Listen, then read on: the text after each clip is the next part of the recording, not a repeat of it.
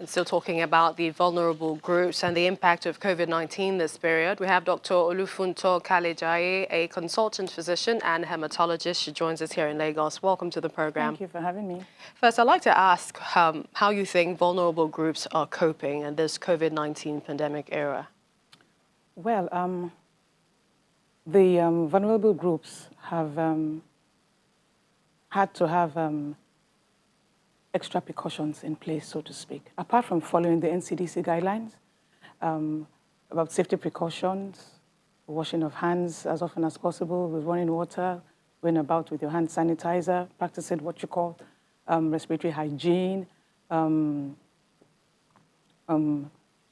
of face masks at all times. They've had to be extra careful as well. They have not been able to go out as often or as much as the other people would have liked to do.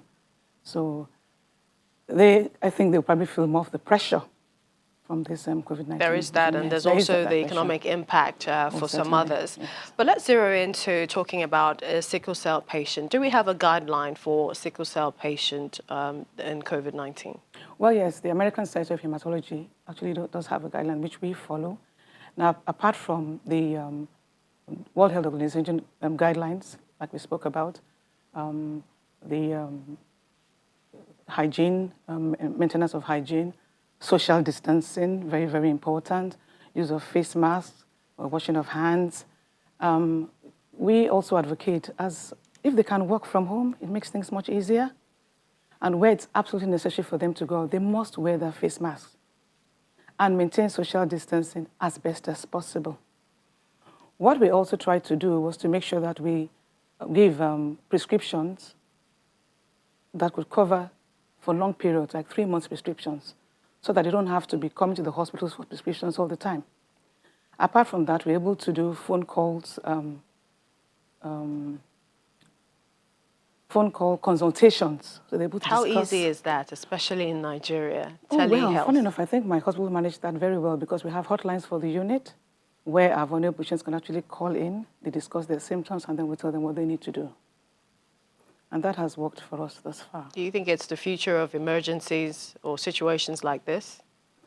You mean if people are ill and they have to come to hospital? Yes, telehealth, calling via the telephone. Oh, definitely. I think this is actually harbinger for that. It's something that we have to consider very. But if we have such a person, a sickle cell patient, contracting COVID-19, what happens? Well, where they contract COVID-19, they're advised to actually come to the hospital. We have to, ideally, they should be isolated as well, not in the isolation ward, and monitored at least for 2 weeks. And perhaps another question is, how do you identify that this is COVID-19 from someone who has sickle cell in terms of the symptoms of COVID-19? How you differentiate that? Okay, so that could be a little difficult because some respiratory symptoms that we have in sickle cell actually mimic COVID-19, especially an entity we call the acute chest syndrome, where they present with fever, they present with cough and breathlessness. So such patients have to be tested for COVID-19 and managed accordingly. All right, we'd like to appreciate your time on the program. Dr. Olufunto Kalejaye, a consultant physician, hematologist. Thank you for joining us on the program. Thank you for having me.